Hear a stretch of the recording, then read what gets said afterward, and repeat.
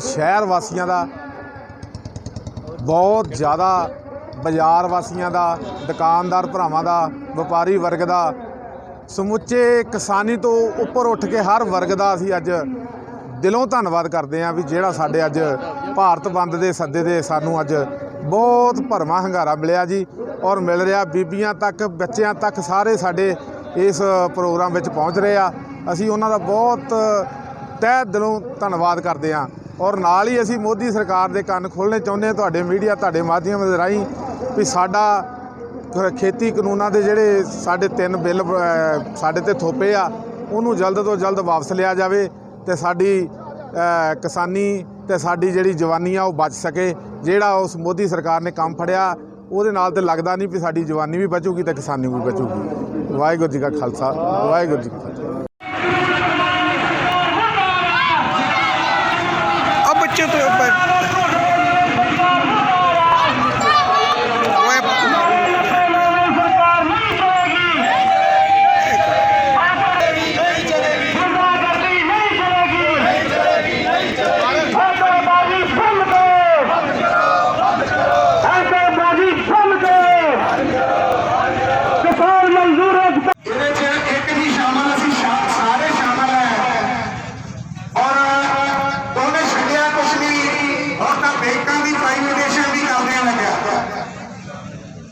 जिदा कहता सी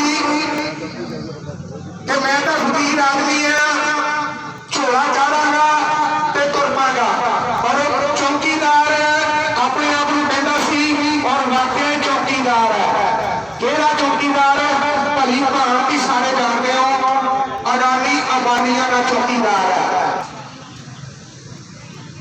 मोगे दे विच जमीन जिहड़ी लीज ते दित्ती गई है रुपया पर एकड़, जिथे इन्होंने आप इतने बहुत बड़ी स्टोरेज की जगह बनाई गई है।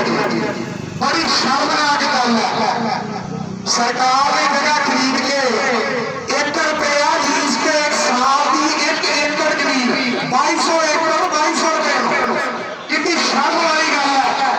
कला उन्होंने नहीं थल्ले भी देना देखा और इतने रलियां गई साजिशें सारे एको थाली के चिट्टे वटे आ। जिहड़ा भी इत्थे झाड़ू वाला बच्चा कोई जुड़े भी आ,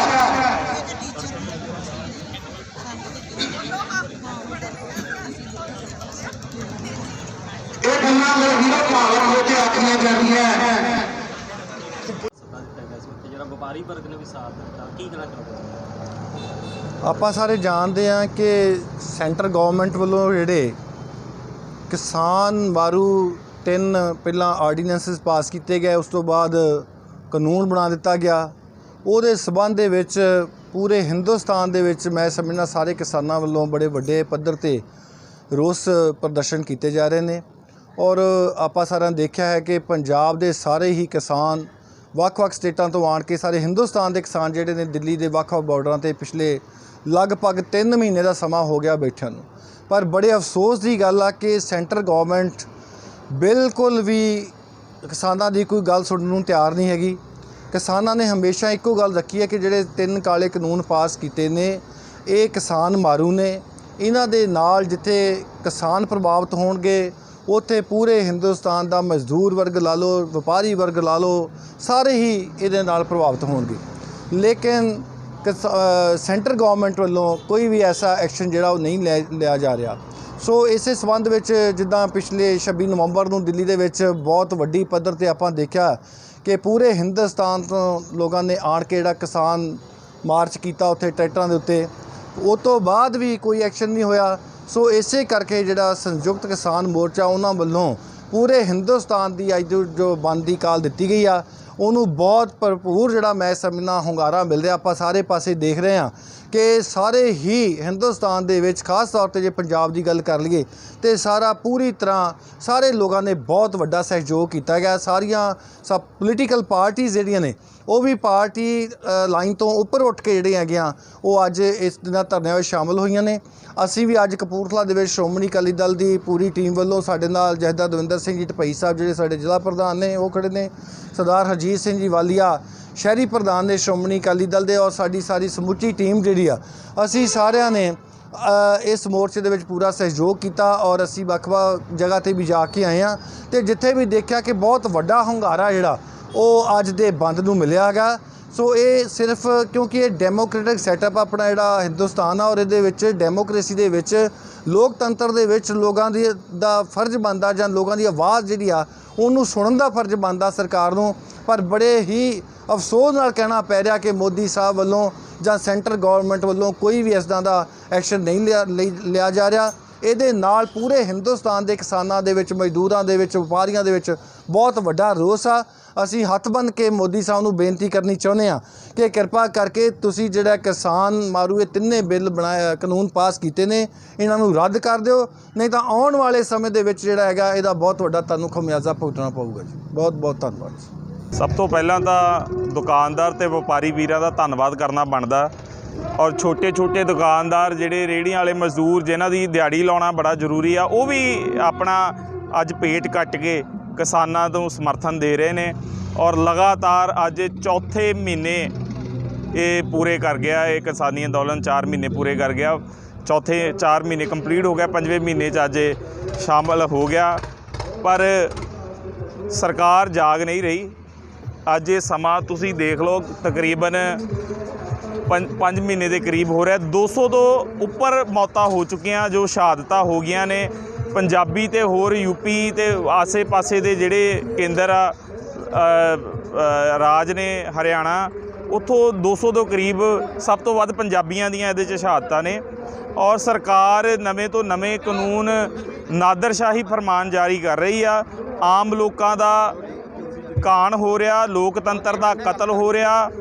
ਔਰ ਦੇਖੋ ਜਿਵੇਂ ਨਵੇਂ ਬਿੱਲ ਸਰਕਾਰ ਲਿਆ ਰਹੀ ਆ, ਇਸ ਤੋਂ ਪਹਿਲਾਂ ਗਿਆ ਜਿੰਨੀਆਂ ਸਰਕਾਰੀ ਬੈਂਕਾਂ ਨੇ ਇਹਨਾਂ ਨੂੰ ਖ਼ਤਮ ਕਰਕੇ ਇਹ ਨਿੱਜੀ ਭਾਗੀਦਾਰੀ ਜਿਹੜੀ ਆ ਲਿਆ ਰਹੀ ਹੈ। ਇਹਦੇ ਨਾਲ ਅਰਾਜਕਤਾ ਦਾ ਮਾਹੌਲ ਪੈਦਾ ਹੋ ਰਿਹਾ ਔਰ ਅਮਨ ਕਾਨੂੰਨ ਦੀ ਸਥਿਤੀ ਜਿਹੜੀ ਵਿਗੜ ਰਹੀ ਹੈ। ਤੁਸੀਂ ਲੋਕਾਂ ਨੂੰ ਠੱਗੀ ਮਾਰਨ ਲਈ ਜਿਹੜੇ ਕਾਰਪੋਰੇਟ ਘਰਾਣੇ ਆ ਉਹਨਾਂ ਨੂੰ ਖੁੱਲ੍ਹਾ ਸੱਦਾ ਦੇ ਰਹੇ ਆ ਔਰ ਇਹ ਲੋਕਤੰਤਰ ਦਾ ਕਤਲ ਹੈ। ਇਹ ਲੋਕਾਂ ਦੀ ਸਰਕਾਰ ਨਹੀਂ ਰਹਿ ਗਈ, ਕੇਂਦਰ ਦੀ ਸਰਕਾਰ ਆ ਜੋ ਅਡਾਨੀ ਤੇ ਅੰਬਾਨੀਆਂ ਦੀ ਸਰਕਾਰ ਰਹਿ ਗਈ ਆ। ਇਸ ਕਰਕੇ ਤੁਹਾਡੇ ਚੈਨਲ ਦੇ ਮਾਧਿਅਮ ਰਾਹੀਂ ਇਹ ਗੁਜ਼ਾਰਿਸ਼ ਕਰਦਾ ਹਾਂ ਕੇਂਦਰ ਦੀਆਂ ਏਜੰਸੀਆਂ ਨੂੰ ਵੀ, ਅਫਸਰ ਸਾਹਿਬਾਨਾਂ ਨੂੰ ਵੀ, ਕਿ ਲੋਕਾਂ ਦੇ ਨਾਲ ਨਰਮਈ ਨਾਲ ਪੇਸ਼ ਕੀਤਾ ਜਾਵੇ। ਕੇਂਦਰ ਸਰਕਾਰ ਦੇ ਇਸ਼ਾਰਿਆਂ 'ਤੇ ਕੰਮ ਨਾ ਕੀਤਾ ਜਾਵੇ। ਕਿਉਂਕਿ ਦੇਖੋ ਜਿਹੜਾ ਆਮ ਗਰੀਬ ਬੰਦਾ ਕਦੀ ਕਿਸੇ ਦੇ ਰੇਡ ਕਰਵਾਤੀ, ਕਦੀ ਕਿਸੇ ਦੇ ਕਰਾਤੀ। IB, CBI, ED, income tax ਕਠਪੁਤਲੀਆਂ ਬਣ ਕੇ ਰਹਿ ਗਈਆਂ। ਸਰਕਾਰ ਨੂੰ ਹੋਸ਼ ਨਾਲ ਕੰਮ ਲੈਣਾ ਚਾਹੀਦਾ ਔਰ ਵੱਡਾ ਦਿਲ ਕਰਕੇ ਇਹਨਾਂ ਨੂੰ ਕਾਨੂੰਨਾਂ ਨੂੰ ਰੱਦ ਕਰਕੇ ਲੋਕਾਂ ਨੂੰ ਇਨਸਾਫ ਦੇਣਾ ਚਾਹੀਦਾ। ਔਰ ਇਹ ਜੇ ਸਰਕਾਰ ਚਾਹੁੰਦੀ ਹੈ ਤਾਂ ਕੁਝ ਮਲਮ ਲਾਉਣ ਦਾ ਕੰਮ ਕਰ ਸਕਦੀ ਹੈ ਜੇ ਕਾਨੂੰਨ ਇਹ ਰੱਦ ਕਰ ਦਿੰਦੀ ਆ। ਪਰ ਜੇ ਭਵਿੱਖ 'ਚ ਅਜਿਹਾ ਨਹੀਂ ਹੁੰਦਾ ਤਾਂ ਇਹ ਸਥਿਤੀ ਹੋਰ ਗੰਭੀਰ ਹੋਵੇਗੀ ਔਰ ਕਰੋੜਾਂ ਅਰਬਾਂ ਖਰਬਾਂ ਦਾ ਨੁਕਸਾਨ ਹੋ ਚੁੱਕਾ। ਯੂਨਾਈਟਿਡ ਨੇਸ਼ਨ ਆਰਗੇਨਾਈਜੇਸ਼ਨ ਨੇ ਵੀ ਇਹਨੂੰ ਬੜਾ ਦਲੀਲਪੂਰਵਕ ਇਹਦੀ ਜਿਹੜੀ ਆ ਨਿੰਦਾ ਕੀਤੀ ਆ। ਸਾਰੀਆਂ ਜਿੰਨੀਆਂ ਵਰਲਡ ਆਰਗੇਨਾਈਜੇਸ਼ਨਸ ਨੇ ਉਹਨਾਂ ਨੇ ਵੀ ਇਹਦੀ ਨਿੰਦਾ ਕੀਤੀ ਆ।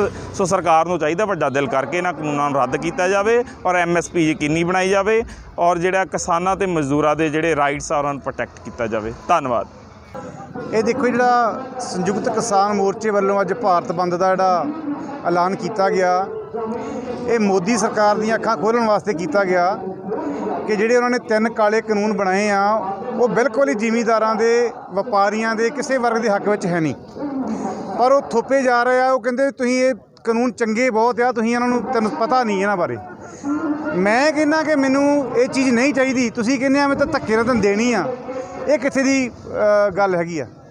ਸੋ ਮੈਂ ਸਮਝਦਾ ਕਿ ਜਿਹੜਾ ਅੱਜ ਦਾ ਸਮਰਥਨ ਆ ਉਹਦੇ ਵਿੱਚ ਸ਼੍ਰੋਮਣੀ ਅਕਾਲੀ ਦਲ, ਸ਼੍ਰੋਮਣੀ ਗੁਰਦੁਆਰਾ ਪ੍ਰਬੰਧਕ ਕਮੇਟੀ, ਸਾਰੀਆਂ ਹੀ ਵਪਾਰੀ ਜਥੇਬੰਦੀਆਂ, ਸਾਰੀਆਂ ਪਾਰਟੀ ਲੈਵਲ ਤੋਂ ਉੱਪਰ ਉੱਠ ਕੇ ਸਾਰੀਆਂ ਹੀ ਮਜ਼ਦੂਰ ਜਥੇਬੰਦੀਆਂ ਨੇ ਇਹ ਜੋ ਅੱਜ ਉਪਰਾਲਾ ਕੀਤਾ, ਇਹਦੇ ਨਾਲ ਕੁਛ ਨਾ ਕੁਛ ਸੈਂਟਰ ਸਰਕਾਰ ਦੇ ਉੱਪਰ ਦਬਾਅ ਬਣਾਉਣ ਦੀ ਕੋਸ਼ਿਸ਼ ਕੀਤੀ ਆ।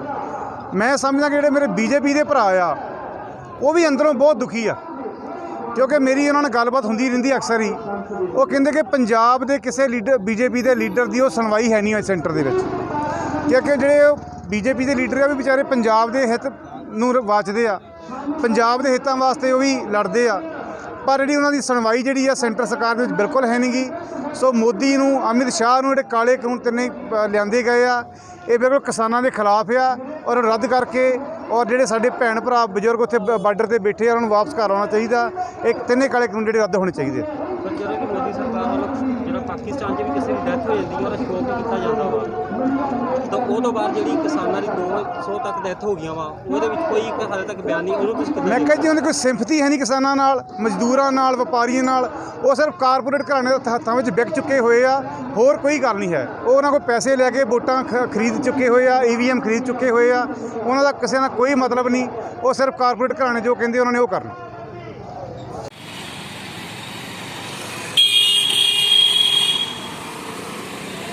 ਚਿਰ ਪੈਸੇ ਹੋਣਗੇ ਉਹਨਾਂ ਚਿਰ ਬਿਜਲੀ ਚੱਲੂਗੀ, ਉਸ ਤੋਂ ਬਾਅਦ ਬਿਜਲੀ ਨਹੀਂ ਚੱਲੂਗੀ। ਉਹ ਪ੍ਰਾਈਵੇਟ ਆ ਗਿਆ, ਉਹ ਮੀਟਰਾਂ ਤੇ ਬਕਾਇਦਾ ਲਿਖਿਆ